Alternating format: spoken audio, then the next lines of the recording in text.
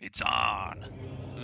In the upper left is SnOW, in the bottom right is Sharp. This is a one-on-one map, so we may have some one-on-one map tailored strategies coming into play here. Oh, absolutely. You have to play one-player map or two-player maps very differently. You can see, oh, it's actually pretty even in Protoss versus Terran. So, just to mention a couple things about this map, like I was about to say, like for instance, what we saw from Sharp that last game, you can't two-factory on this map. It doesn't work. It's a map that, because of the small bridge is the short distance, and there's a bunch of terrain level changes through the center of the map, plus a tiny choke in the very center. When you put all that together, a two-factory just is literally not even a build that you think about as a Terran. It's just not doable. It's more likely to see a Marine Rush. But, you know, you can do things like dropship play if you want to stay somewhat aggressive. I think a lot of games here, though, turn into exactly 3 base, 2-1 timing pushes against carriers. Because Reaver is a very strong opener here, and carriers are just so powerful on this map. They are fantastic on this map. Do you feel there's any incentive for Protoss to go Arbiters on this map? You can. I don't think they're bad on this map at all. Yeah, no, I think they're good on the map. I definitely think they're good. I just think carriers are better. So it's like you'd prefer to go carriers, and then SnOW is also a carrier Protoss, because you're either a carrier Protoss or you're an Arbiter Protoss. But yeah, so that's... If you went Arbiters, I would never judge a Protoss for going Arbiters on this map. It is strong. It's very hard to defend everywhere from recalls, and you can really get good army flow going around. Lots of train switches and stuff. By the way, you see this SCV moving in the middle of the map. It looks like he was checking for some kind of a proxy here. Yeah. Which is very popular on this map as well. I felt, though, like he was going to proxy barracks, to be honest. That's what I thought initially. That's what I almost cut like. you off when you were talking earlier, because I Yeah. thought he was going to throw something down, but he is, in fact, not going to do that at all. Yeah, maybe because the probe's in his base, but I tell you, that's when I'm really afraid of the Protoss, is when the probe isn't in my base right away on this map. Because it always is. Right. But, yeah, normally you don't... The place that he went to, that mineral-only base, that's just to the left of where they are right now. Oh, he's going to get this SCV. Yeah. You never actually scout there for gates, because it's too far off the beaten path. Like, the only place you actually ever scout is directly above the bridge and 3 o'clock. So, yeah, I think he was planning to cheese and then pulled out of it. Interesting. Yeah. Factory coming down here now.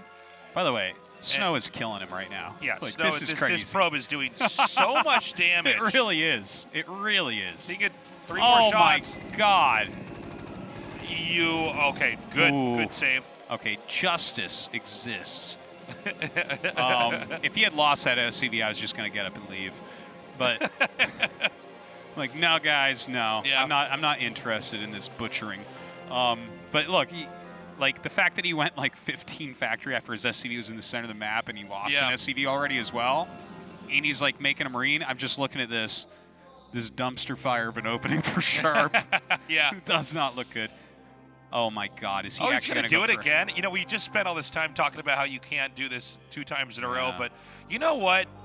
I feel like we tend to talk about this more in StarCraft 2 than in StarCraft 1, but sometimes doing the same build 2 times in a row on a very different map, especially after your cheese build worked the first time, is among the most meta mind gamey stuff that there is. This is so good. Oh my God, his pro micro's out of control! What was that? Did you see that? That was so good. It was so sick. Oh, I'm both really impressed and really angry right now. That was crazy. Oh man.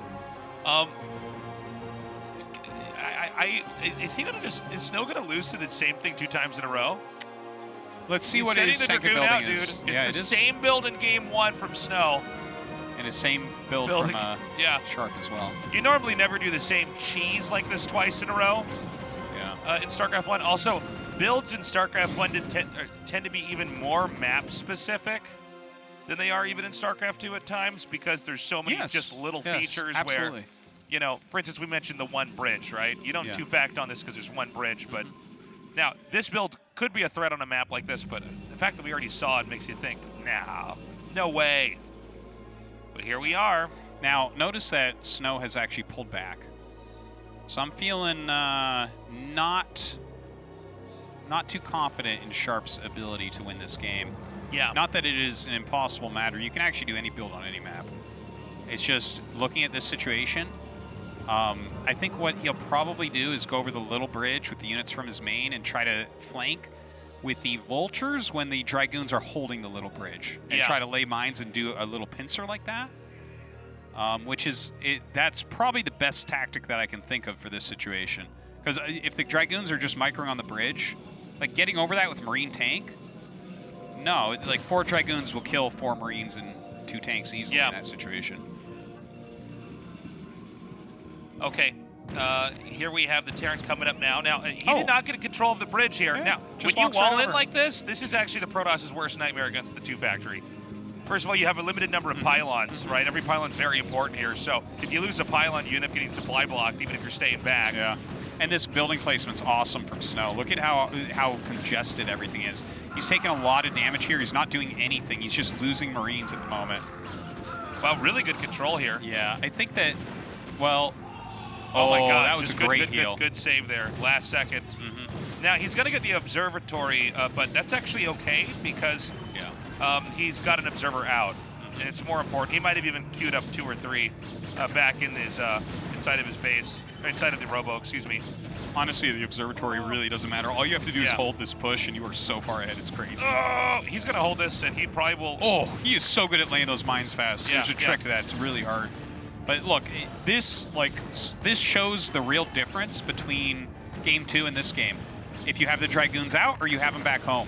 And he didn't even hold the bridge, which could have slowed him down and done even...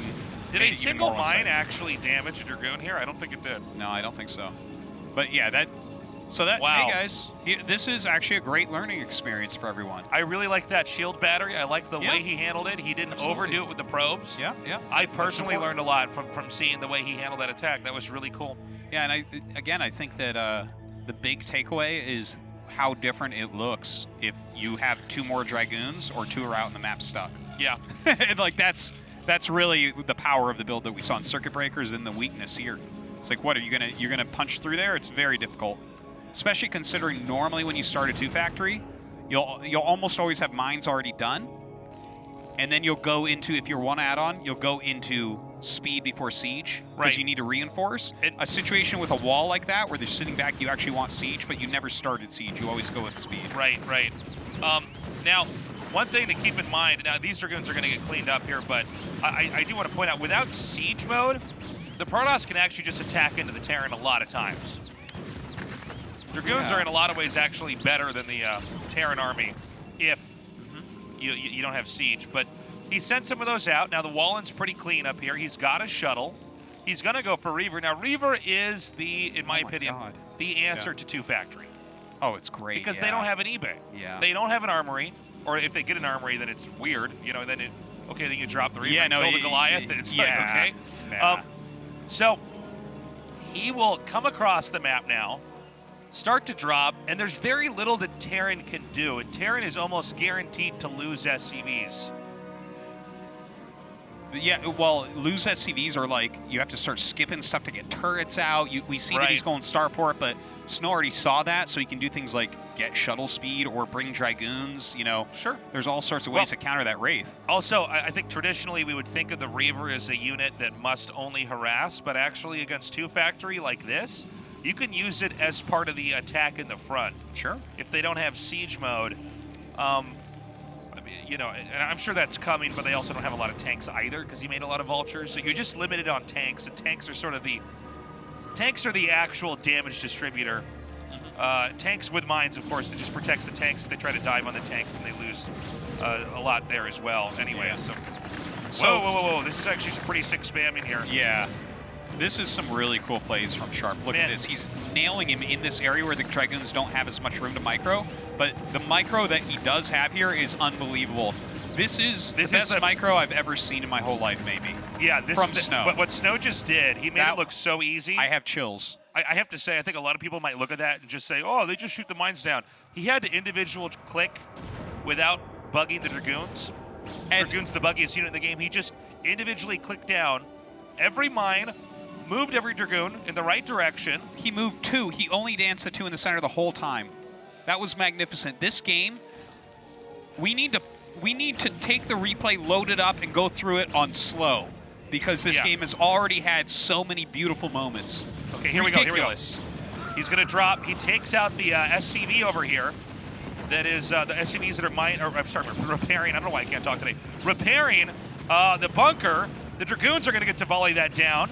I don't see the Wraith here. Maybe that was shot down. Yeah. That's it. GG. Okay. Wow. Wow, SnOW is so good. There's so much I need to talk about. So we already mentioned about the difference between the Circuit Breaker's 2-fact and this 2-fact and SnOW's unit movement. We talked a little bit about that ridiculous Dragoon micro we saw. That was unreal. It was incredible. And then while we were talking about all the other stuff, I